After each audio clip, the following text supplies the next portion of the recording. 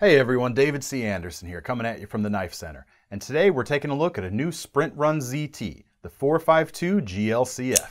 Let's check it out.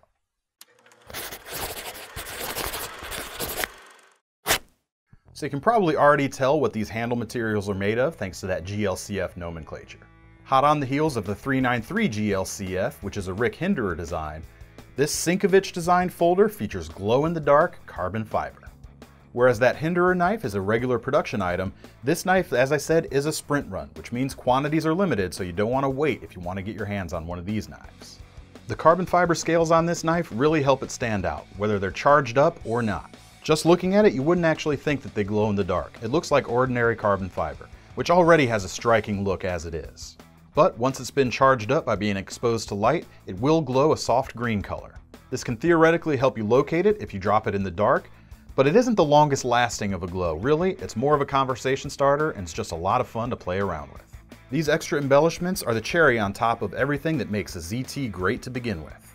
As for the rest of the specs on this 452, we have an S35 VN blade that features a black DLC coating. It sports a nice matte finish, and it's even matched on the back of the frame, which is also DLC coated black. As far as the blade goes, it's a bit over 4 inches long, but unlike some modern tactical knives, it's not a really broad blade, which I actually really appreciate. That narrower, slender profile actually makes it a little more nimble and a little more useful for a lot of day-to-day tasks. The primary bevel is a full flat grind, and we've also got nearly a full-length swedge. As far as day-to-day materials where that's going to come up, you're going to especially notice the improvement when going through cardboard. We've got fantastic flipping action, thanks to a KVT ball bearing pivot system. And the lockup is super solid, and we've got a nice hardened steel lock bar insert to interface with the blade. There's something they did with this handle that I actually really like. Oftentimes there's two schools of thought. You either give it a swoopy ergonomic profile, or you put some finger grooves on it to help maintain traction. The handle on the 452 is somewhere in between.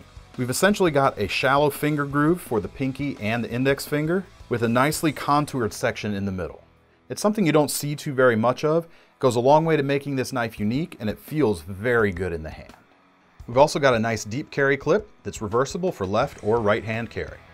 The thing I really like about the 452 GLCF is that yes, it is a showpiece, sure, but it also has what it takes to be a great EDC knife. If you want to get your hands on one, click the link in the description below to head on over to KnifeCenter.com. And don't wait too long, because this is a sprint run with limited availability.